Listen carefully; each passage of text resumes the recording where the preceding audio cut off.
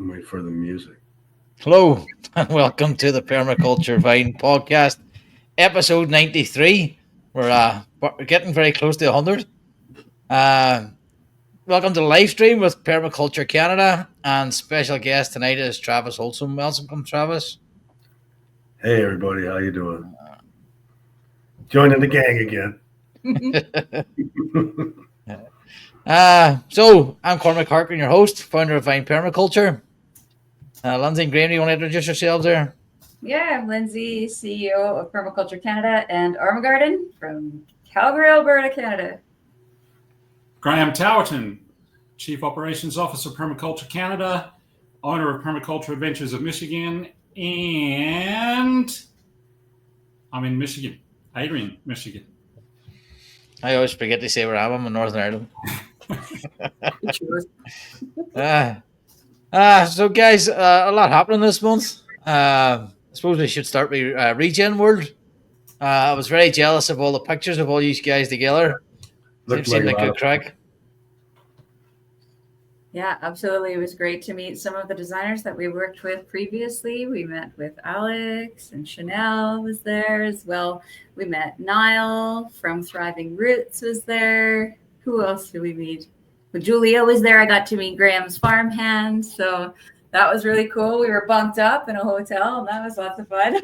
I haven't done that for a while, but it was a great time. And we had a booth set up there for the 5 days that I was able to attend. We met a ton of really interesting people, interesting projects. It was really unlike other events that I have been throughout the year. I felt like there was a completely different take on the regenerative fields and the angle that they were coming at. So it's more about circular economies, business model styles, the use of AI and that sort of intelligence, creating tools. And we can get deeper into that. But just as a general synopsis, fantastic event. It was great to be in Austin alongside South by Southwest. We were able to visit with one of our previous clients, Rebecca Birdwell, and catch up with her and her husband. So that was great. We had designed a property for her in the past. And yeah, it's just so awesome. Maybe Graham can add to it. Yeah, so adding to it, Matt Powers was another person that was good to see him again after seeing him the first time out in Acres, USA in Wisconsin. And I actually had the privilege of Julia and myself going out to Rebecca and David's place. We spent probably 4 or 5 hours touring around their place, which was really good to see their implementation of the design that Lindsay worked on. So very enjoyable time. Got to swim in a creek in the Austin area, which was fun as well. The first day that we got there, the weather was wonderful. And yes, I've added to my tan collection as well. Travis, what have you been up to anything interesting? Yeah, I've been busy, hard at work, developing a new.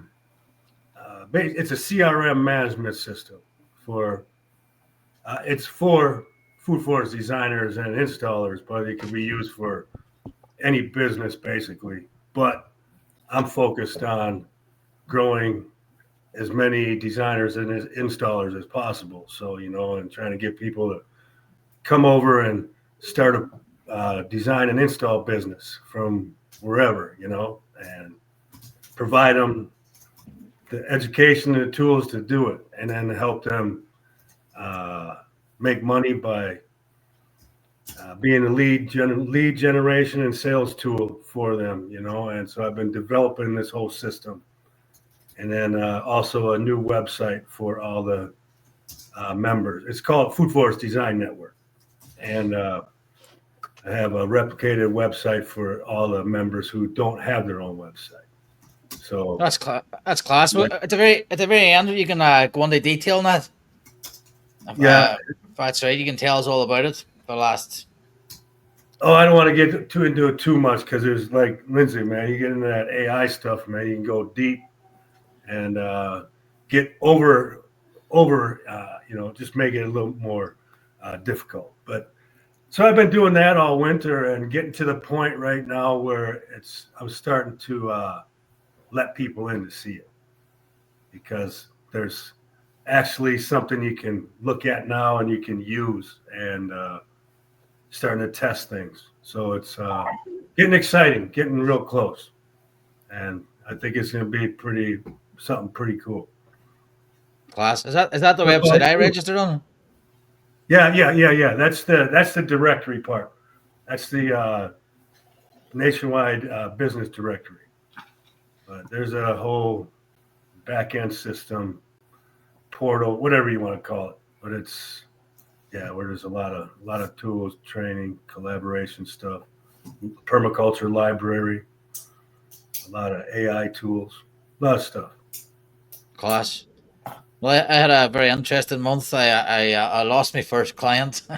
Oh, no, the one you were working on, you lost that one? Yeah, I think it was my own fault. I have to take responsibility for it. I wasn't prepared going in with prices, basically.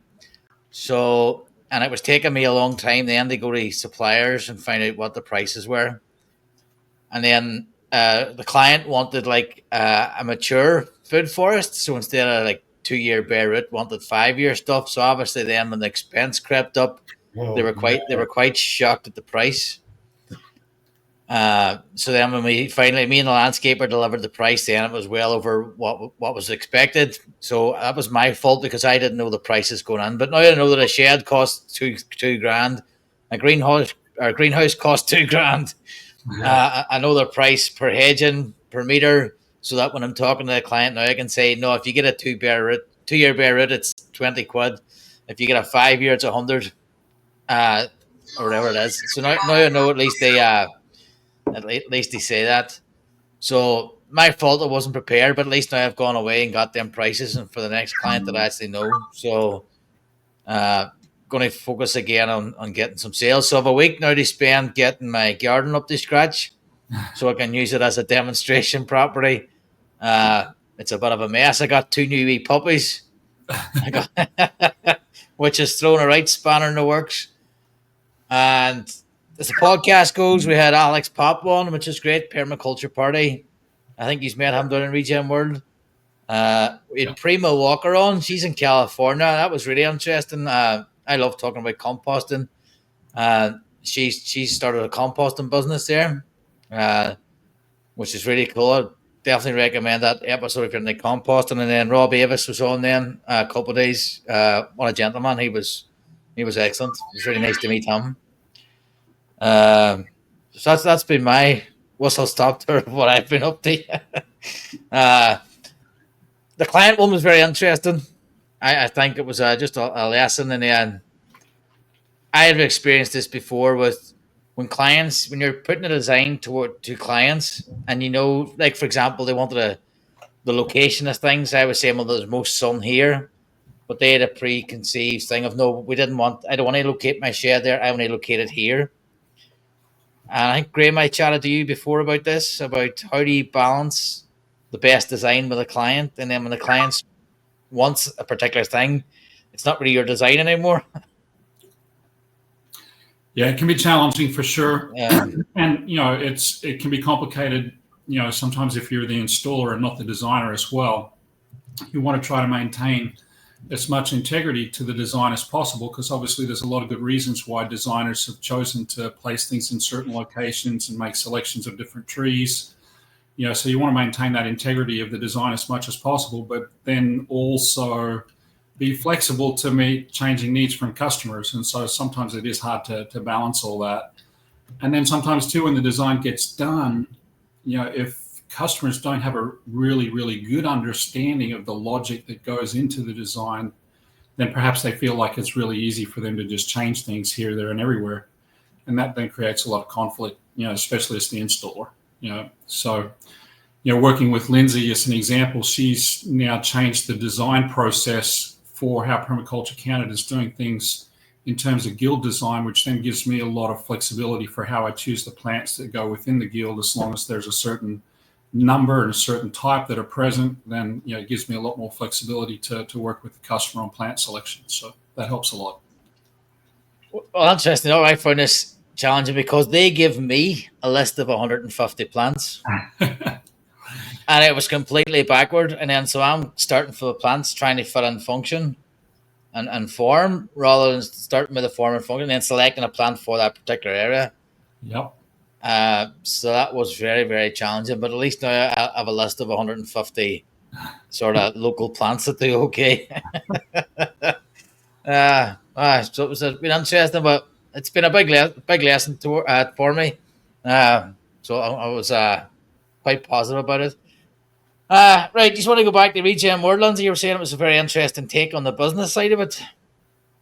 Yeah, well, there was a lot of panel talks, which is really interesting. So there's tons of people from different professions. And I don't know if you can drop the comment or like the website. I can drop it into the private chat comments if you want to share it for people to kind of see who else was on the bill as far as conversations go. But there was, really the most interesting part to me was the heavy focus on AI and how that came into play in terms of creating tools for personal development, which is very interesting, not something that I had ever gotten into. And I know the use of AI and all of this is a very controversial conversation.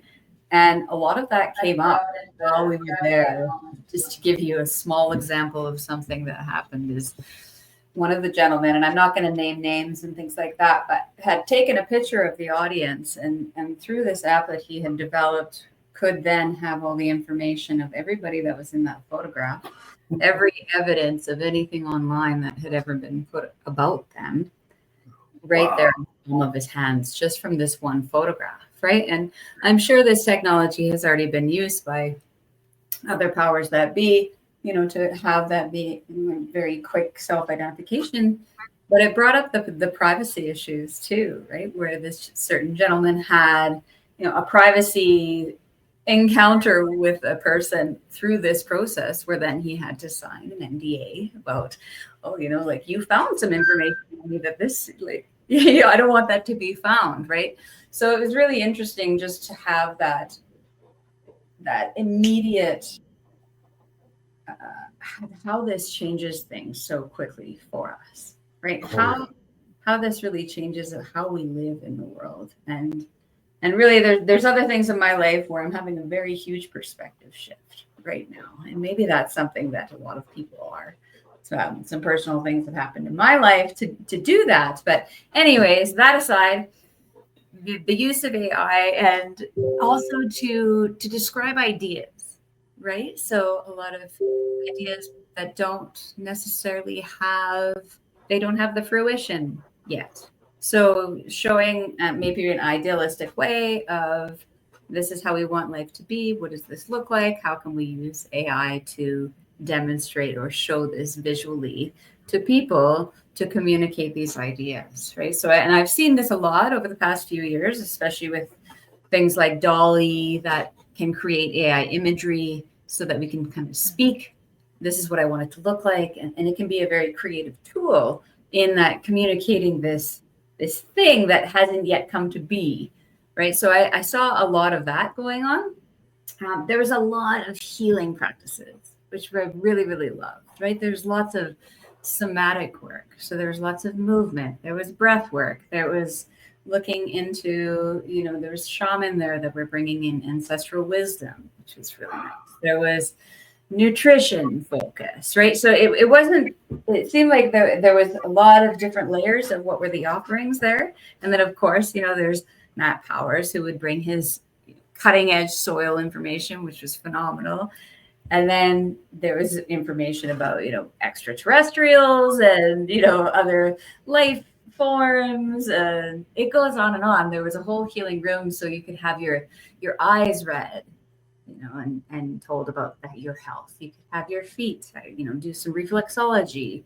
There was integrative practices where it was acro yoga and Thai massage and dance all fused together and partner working together. So in terms of thinking about regenerative, I felt like a lot of the things that we were looking at were immaterial, which was fascinating to me because it was really a lot about ideas and things that didn't have material, tangible form. Yeah. Graham, take it from there. He's always got another add-on, so I love to hear his because we see different things, right? So. Well, you did a very comprehensive wrap up. I spent quite a bit of my time as our booth operator for our exhibits of designs and meeting with people in between, the various events that were being held. And through that, I got to meet some amazing people, who just stopped by to chat. I actually had a follow-up chat today with one of the folks who was working there. That was Wisdom Happy.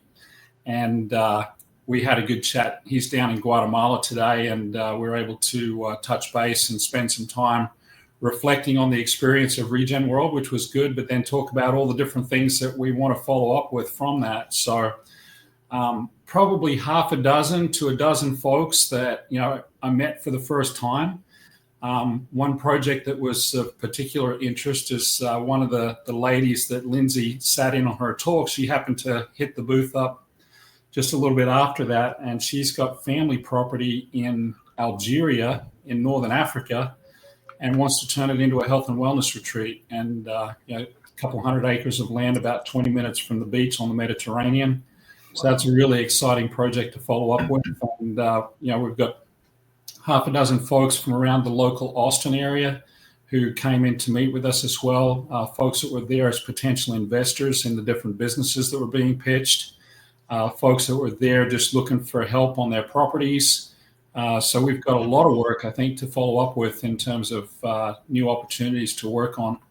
And not least of which was Rebecca Birdwell. She's got family land as well that she wants to look at as an option for regenerative pasture management and beef production. So just so many great opportunities from a permaculture perspective, new people that we've met. Certainly I got to say that, for myself, spending probably 45, 60 minutes in deep conversation with Matt Powers, different ways that we've been raising our kids and talking about homeschooling, lots of different alternative healthcare practices that we delved into.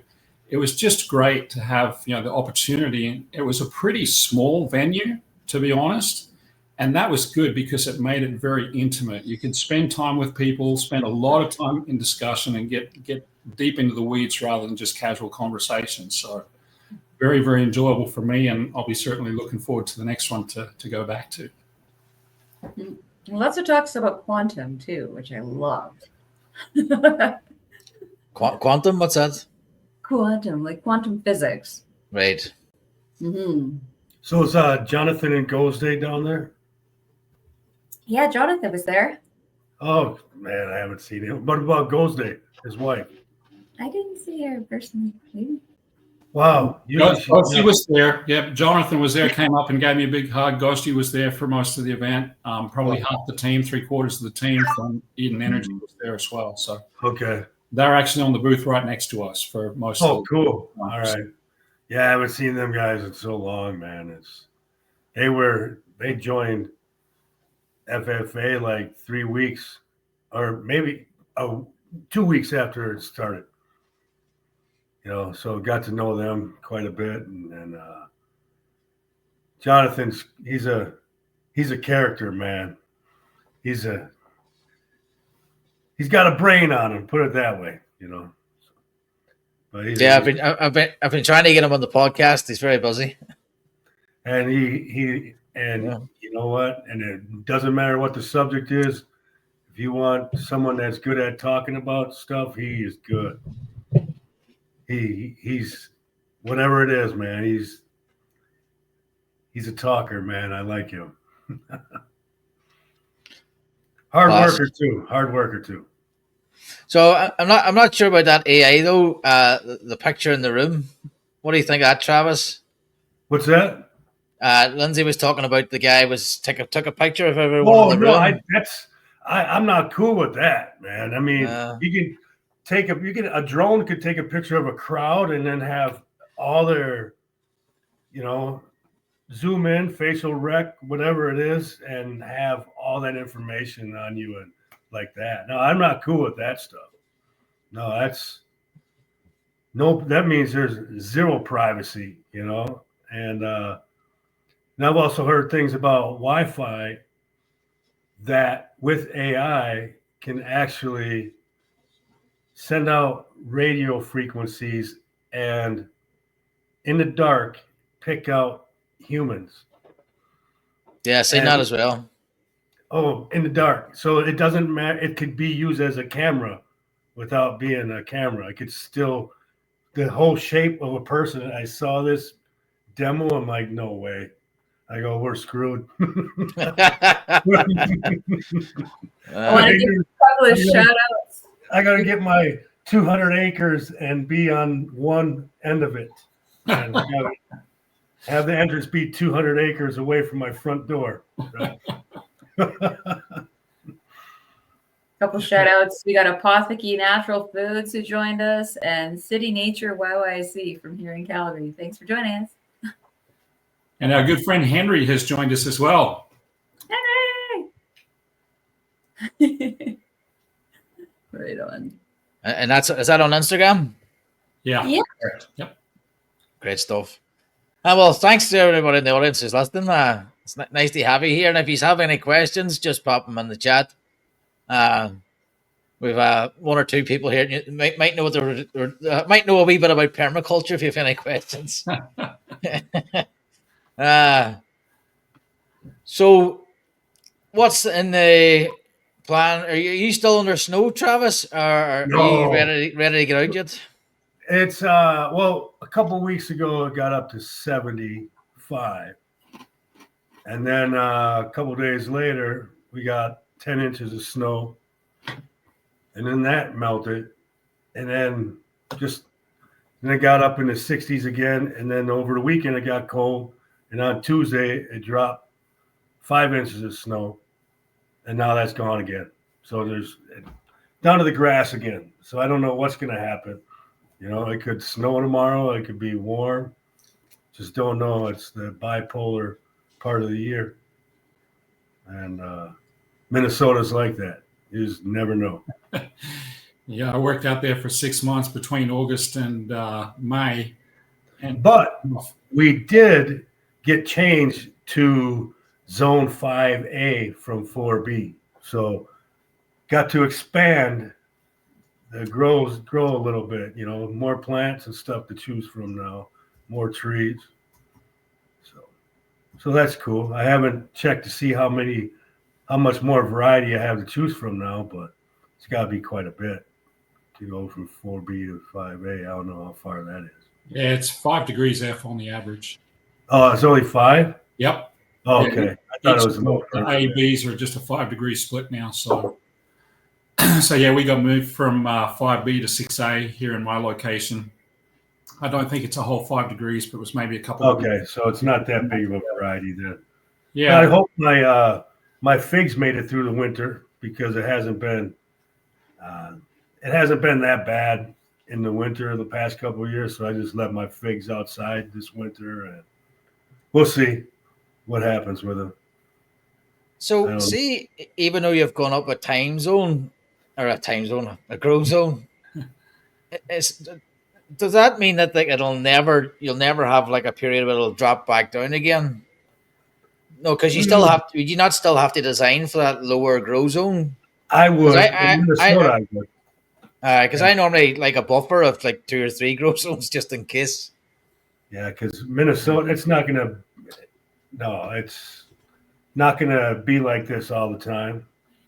Yeah, I mean, our weather in the northern plains and Midwest is largely dictated by which way the weather is coming from. So if we've got warm air coming up from the Gulf, Texas area, or if we've got that cold, chilly stuff that Lindsay sends us from Canada, then that can make a difference of a 30, 40 degree shift depending on which way the wind is blowing, especially in the wintertime. So for us, I take that approach, Cormac, that you suggested. I kind of designed for zone 3 through zone 7, even though I'm in zone 6. And, if you look at the true definition that the USDA uses for the climate zones, it's the average of winter minimum temperatures. And so averages being what they are, you can still get much lower temperatures than what's listed. So technically I'm from -5 to +10 or something like that. It's the range of averages. But I can get -20 Fahrenheit in February. And so, I got to be prepared for that with my plant selections. Yeah, and here I guess I've been in Mexico for the past 2 weeks, so it's been much warmer where I've been. But here in Calgary, it was 17 degrees last week, and I came home to 2 inches of fresh snow last night, and now it's back up today.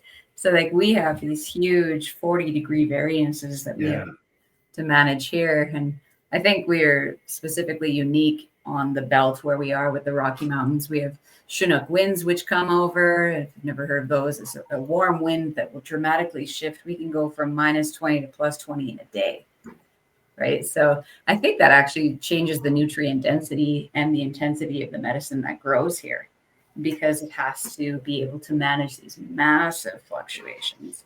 So I think it actually strengthens the plants in our area to be doing that. And I want people to come over here and do some investigation if they haven't already, to find out, well, what does that dramatic shift do to plants? You would think it would create higher resiliency, which would then manifest in the nutrient density of the food. Yeah, so Henry has actually asked a question. He mentioned here, our grow zone changed recently. Might they keep changing, and how can we plan for that? And I think those are good questions. So if you look back through the history of the USDA climate zones, and I'll use Michigan because I'm most familiar with it. When it was first started back in the late 60s, our climate zone was zone 4. And that became zone 5A, or zone 5, and then 5A, 5B, and now 6A. So first what happened is that they actually redefined the zone. So that shift from 4 to 5 wasn't actually a change in temperature. It was just a reclassification of the zones. And that was in the 70s that they did that. The most recent change that most people are seeing was one that was done in 2023, where pretty much all of North America ended up with about a 5-degree shift, which meant half a climate zone of change. And so I went from 5B to 6A. So that's been pretty much universal. But, if you were sitting at 9 degrees and then changed to 11 degrees, well, that would be enough to move you into the next climate zone with only a 2-degree shift in temperature, from the average perspective.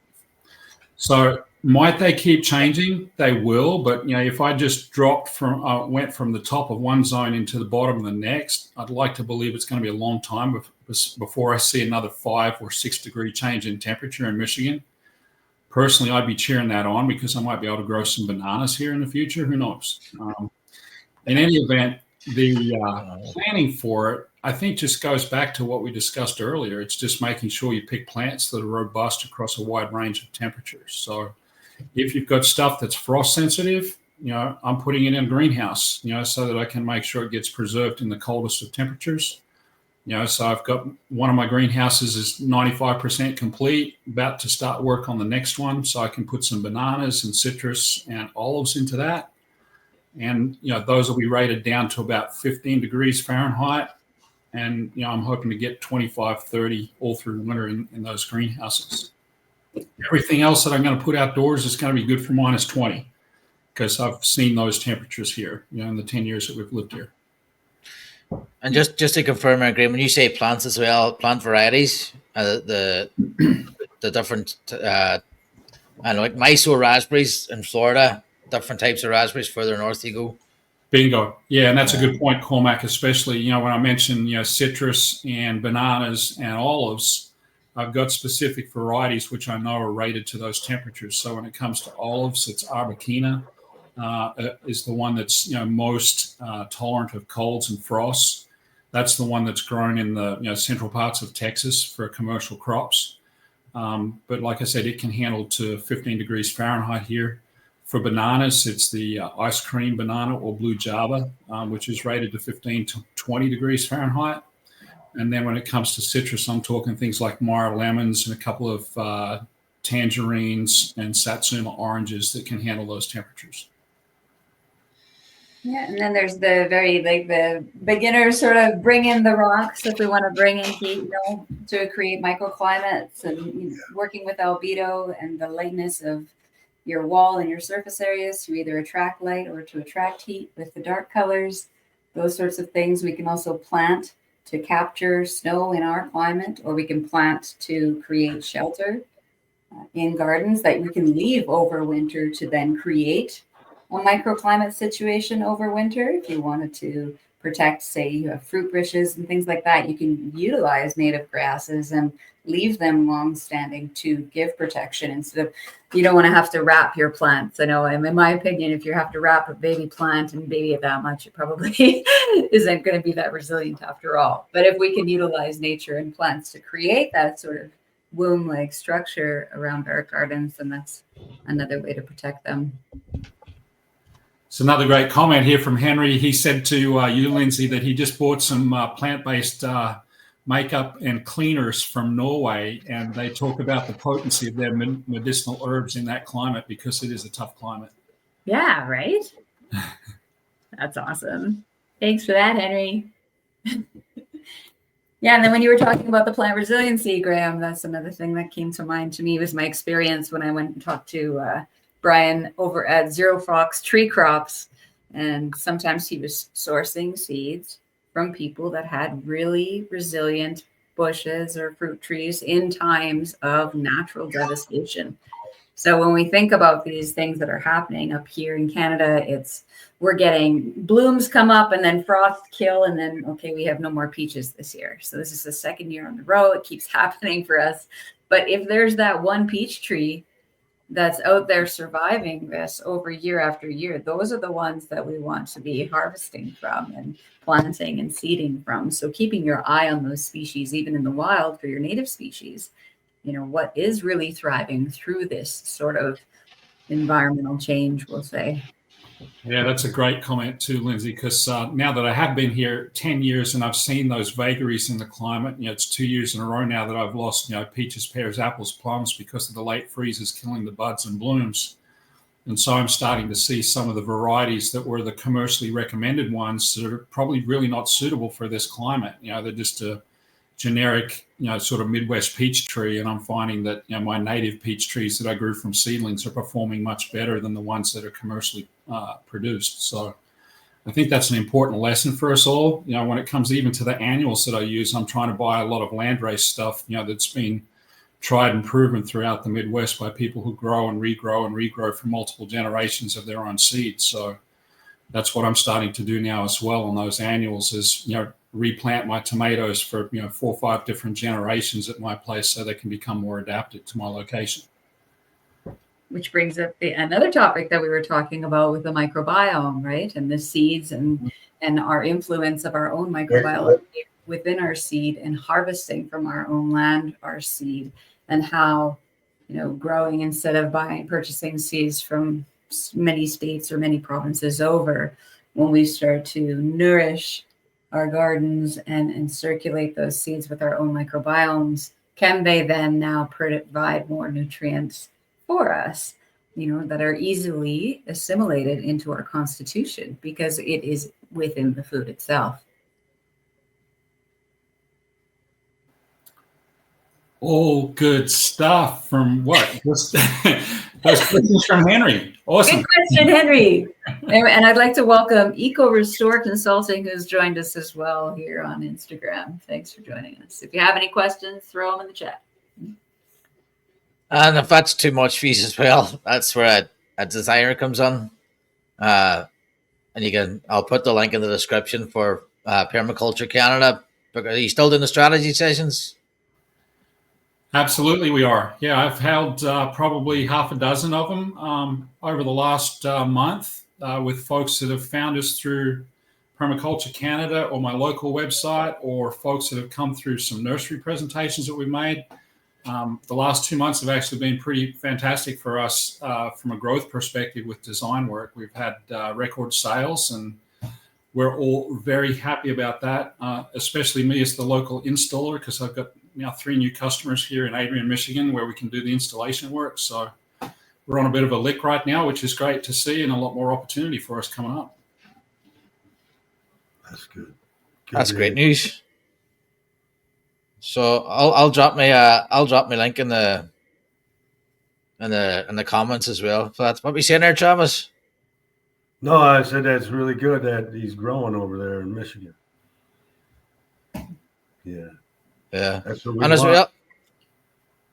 Yeah, go ahead.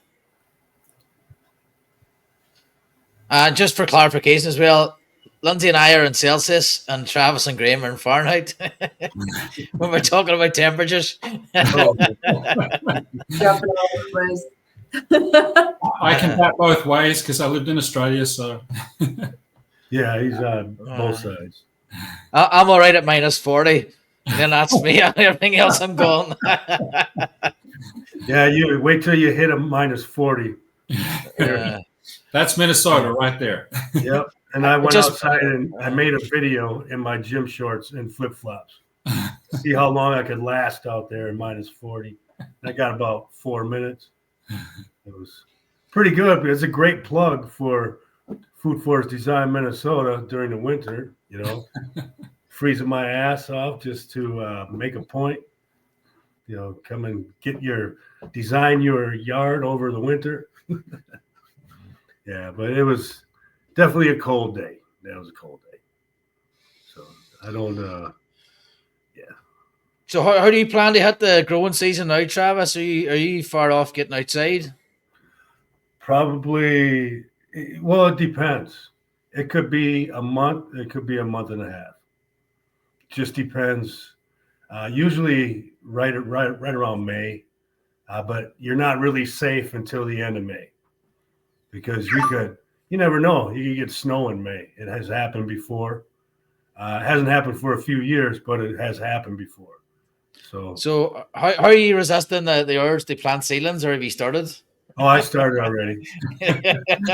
Resist what urge? I think I have Why resist? 24 different varieties I started. And yeah, on a 10 by 10 patio, I'm going to have them on.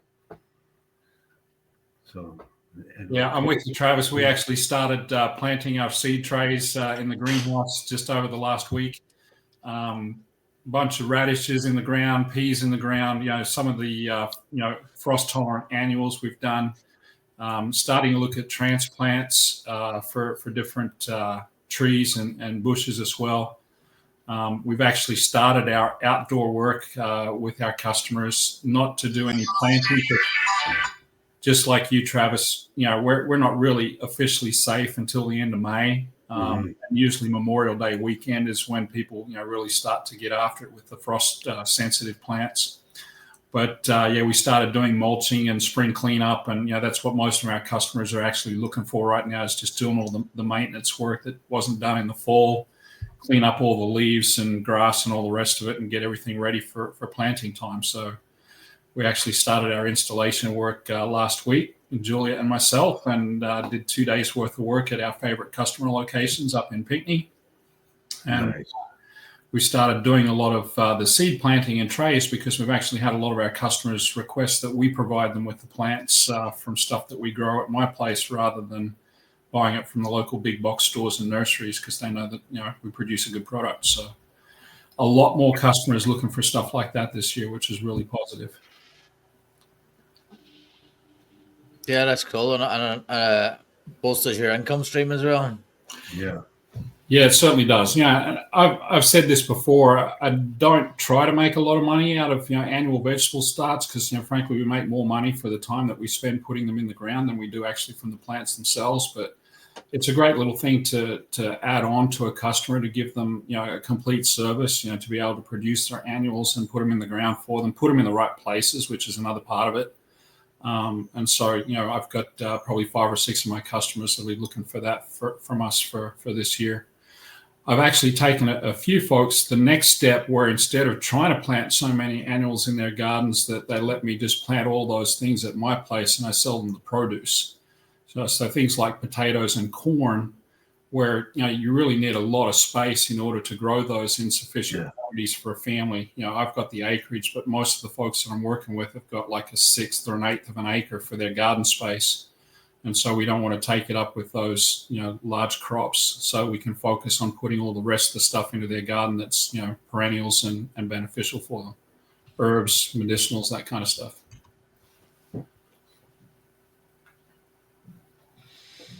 Great stuff. Lindsay, how far off are you? I'm super far off. I have some scions coming. I ordered a whole bunch of cherries this year. So those are going to be coming. They'll deliver them mid-May. We got lots of snow here, so I'm nowhere near that. Starts last year, we had a ton of starts, and it's really just getting later and later every year. I'm getting less and less wanting to do that sort of thing because, well, I don't have the time and space for it here in the city. I've been doing my starts out at my parents' place, and it's been under the care of my mother, which is amazing because she takes incredible care of it, and they go absolutely wild. But we find that they just go so big, and then they're spindly really fast. So there's certain things that we can do, and basically we've staggered them in the past where we start some starts in March, we start some in April, we start some in May. And it's just a big kibosh of, well, we never know because we just have so much weather variance here, especially just in this Rocky Mountain belt. It's going to snow on May long weekend, probably, right? Or we're going to get some freak hailstorms. So really with the annuals and things like that, I'm more into growing the perennial vegetables as I can start to do that more and start to support those native species instead of thinking about, oh, I want this, spinach or whatever. Maybe I'll just do lamb's quarters that'll just grow wild and I'll just grab that instead because of the effort and everything that's involved and the lifestyle that I'm currently living. I'm not staying in one place very often right now. So it's really perennial based medicine that I'm focusing on and these, the food forest trees, the scions, and then boosting them up with things that I grew last year, which I did grow from seeds. So I had a lot of native plant seed that I did for all my guild plants, my nettles and my legumes and all of that sort of thing. And that'll all just keep coming back. Now this year, I probably won't have to think about it too much. I'll just add a little bit more biochar and a little bit of humics around the bottoms and a little bit of microbiology. I have a couple different products. I've got some that I won at the trade show in December. So hopefully if they're allowed to ship that to Canada, I'll be trying that out. But, I'm just looking at my design because I don't have my own map. It's such a chicken scratch version on my iPad of what I've actually grown because when I'm in the field, I'm just, I grab my iPad at the end and just kind of draw on there what it is, and I just really I want to have a nice looking design on my own place let alone at the same time it's a nursery for me, right? I'm planting everything there with the hopes of getting my own land in the next year to be able to then bring all my babies somewhere. So yeah, so as far as like starts and seeds and things like that, maybe now that I'm back in the country, I'll start to think about it once the snow melts, and then I won't be able to stay out of the greenhouse. I definitely won't be buying starts from anybody else. I'd be growing them myself. I like to encourage people to think about the soil and the pods and where they're sourcing their plants from and what's been done to those plants ahead of time. So if you are going to do small starts yourself, it doesn't take much. To just be informed of what's in that soil and what you're doing to the plant that you're going to be eating as well, right? Because we don't know what we're getting when we're buying from where we're buying from. So just plugging people to look into that, what is in that soil that seed is grown in, where's that coming from? How far away from your home is that coming from, and what the resiliency of that plant will be. Yeah. So I feel bad telling you all. It was 18 degrees Celsius here today. Nice. So it was very nice. We're having a very nice spell of weather. So for me now, I'm taking the week off the day job and I have to clear out the back. So towards the end of the week, I'll be starting some seed starts. Now, some people start their seed starts here in January indoors. And if you have a greenhouse, you get away with that. So it is. I'm well behind the curve. Again, but it is what it is. I've now 3 kids and 2 dogs to look after. So I'm kept busy. So this week I tidy up, pile of plants to plant in the forest garden out the front, see where I am then and see what seed starts.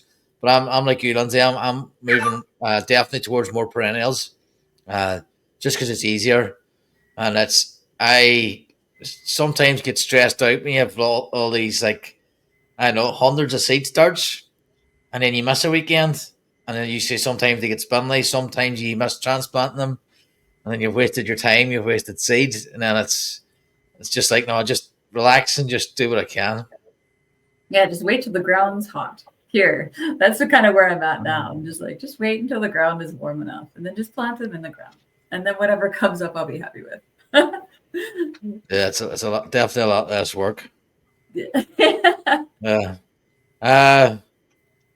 Travis, do you want to tell us about the new platform? And are we about to know the Food Forest Design, your CRM? Yeah, it's basically the CRM that I designed it's a community-based platform for food forest designers and installers.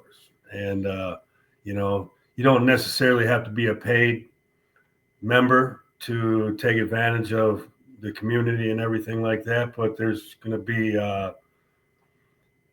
some paid levels where we will do a lot of lead generation and sales for you as a designer or an installer.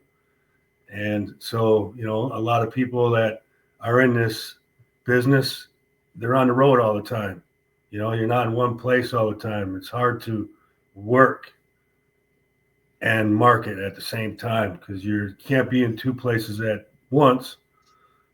And so I'm taking care of that problem for everyone so they can be out focused on what's important, putting food in the ground, trees, plants in the ground.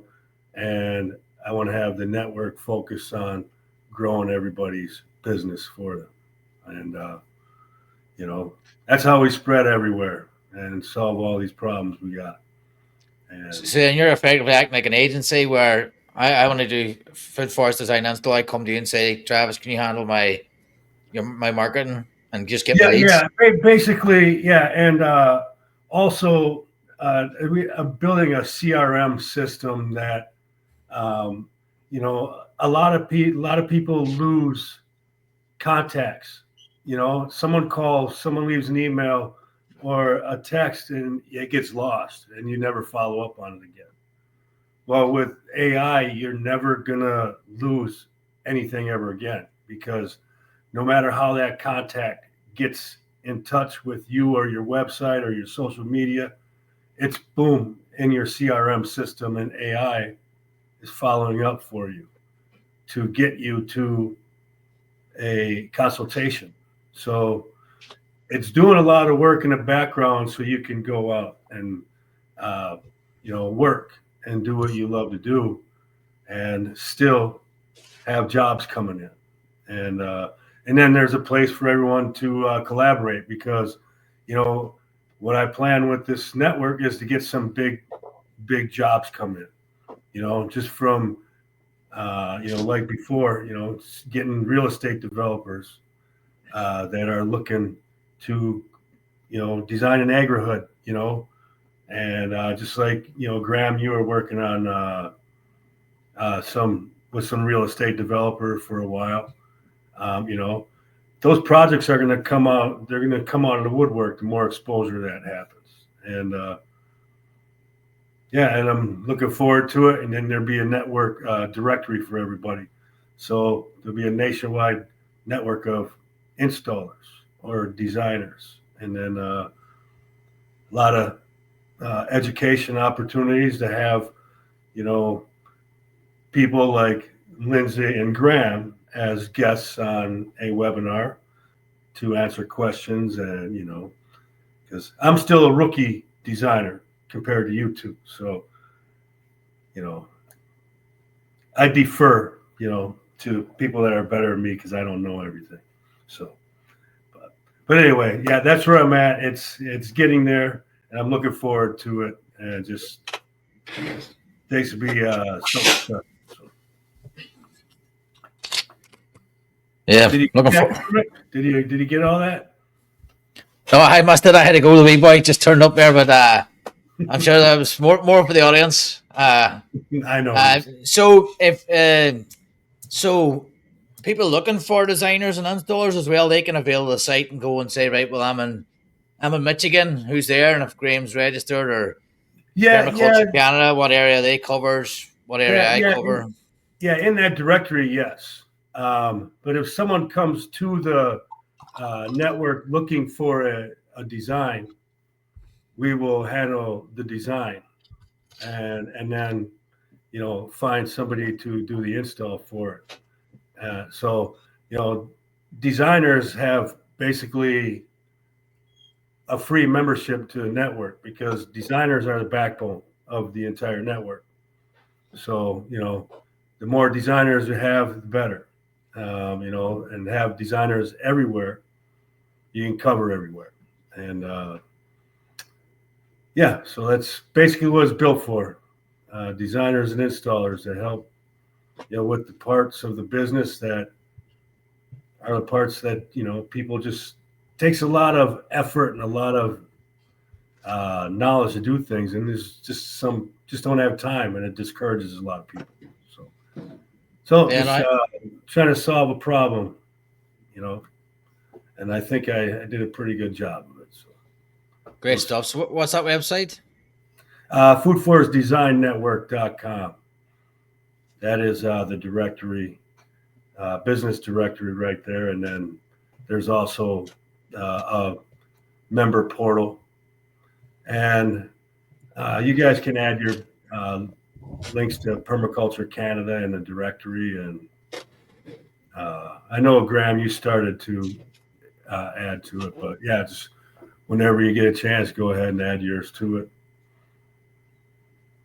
Then you can add all your social media profiles.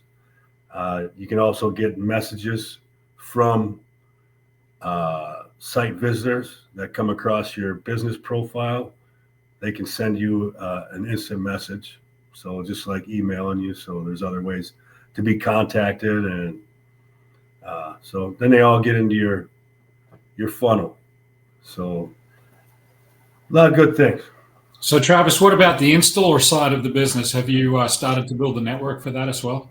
That is who I am going to try to market towards landscapers that are already have an established business. That way they can not only sell to their customers, but it's not a big stretch to go from hardscapes to, a food forest install if you train them right, and they learn.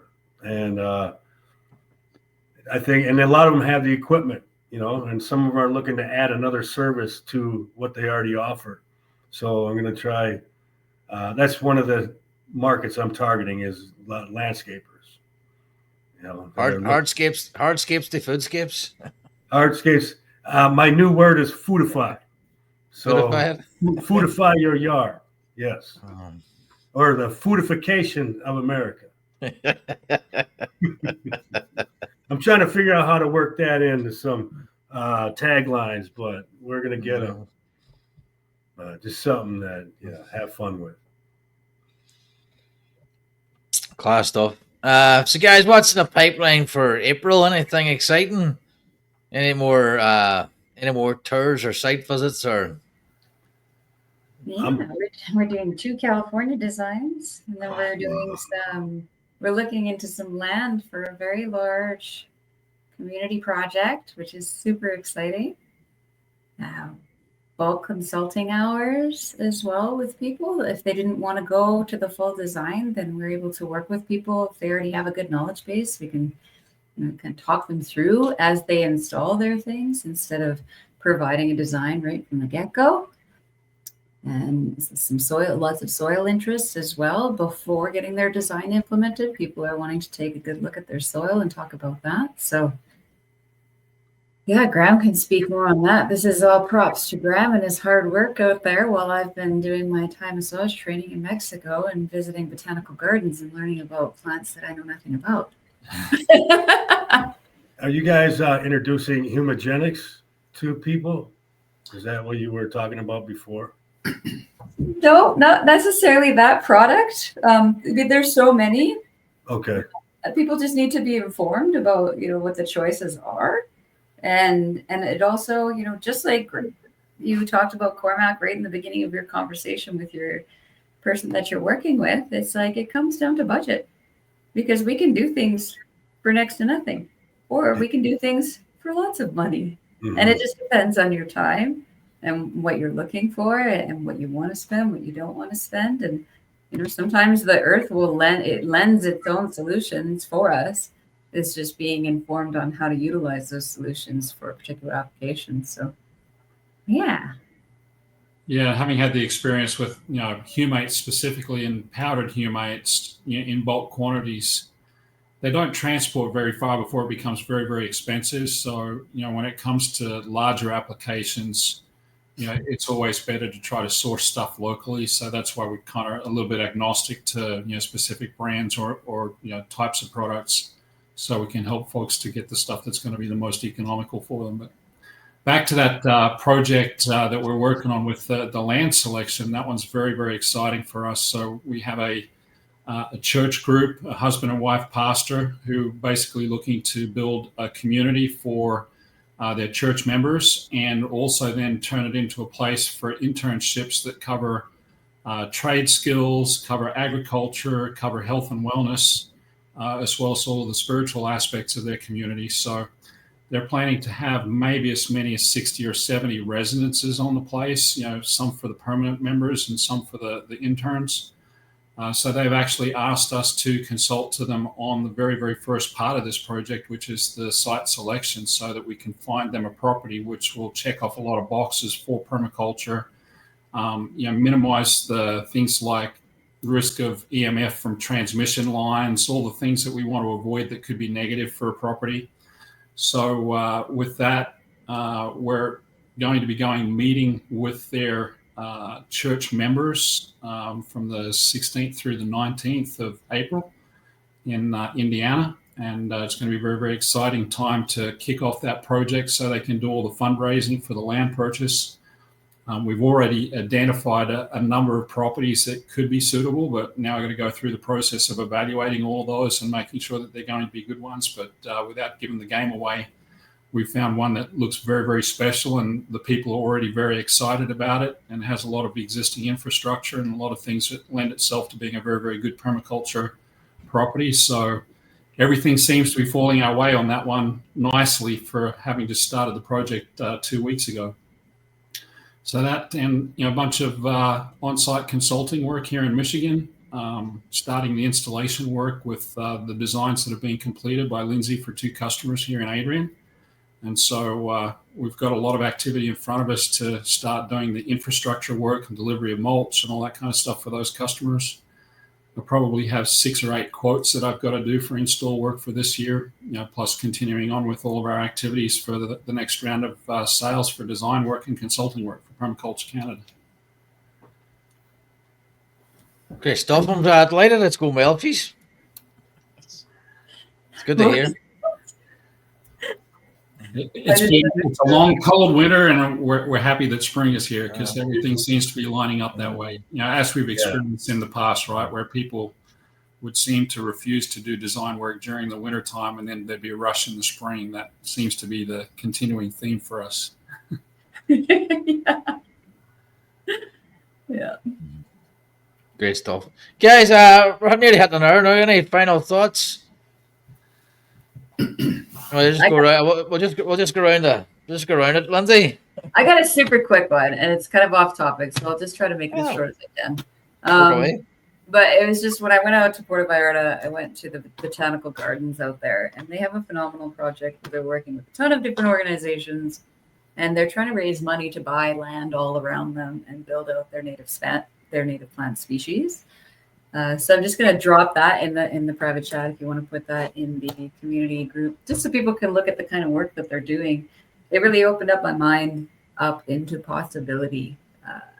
Even when I was talking with people that are making tequila and whatnot, how the monoculture crops, of agave in that country, and the actual interest of some of the people there that are like, but there's all these other agave and nobody's looking at them. Nobody's supporting these other species. And there's so much opportunity there in Mexico to really do so much for the people. right, locally, on their patios, on their rooftops, and they really have the climate, and they really do have the resources to do a lot with very little.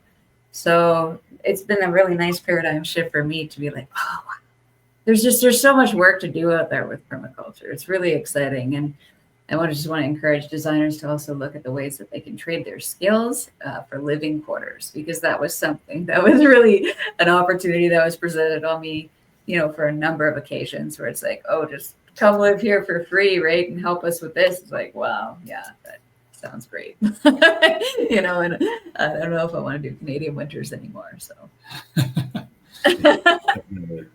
I get that. And, that aspect has been up front and center for me as well. The other way, with me being a host site for folks to come and stay here. So you all know that Julie has been here now for about 6 months, but she's just one of what I hope will be many people coming to work and stay here. So I've got 2 people who are candidates for being number 2 and number 3 that, we're probably going to go through the process of having them come here for a week, stay in the home, see if they like the place, see if they like the work, see if they like me and can put up with my vagaries.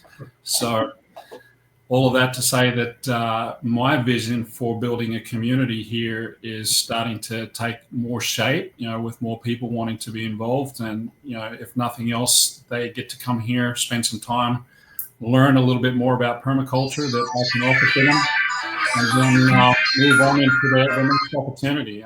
It's just a great opportunity for me to help share my knowledge and help people along their way with their career development in permaculture. Class stuff. That's cool. I'm glad to hear it's all going well. Please, Travis, any final thoughts?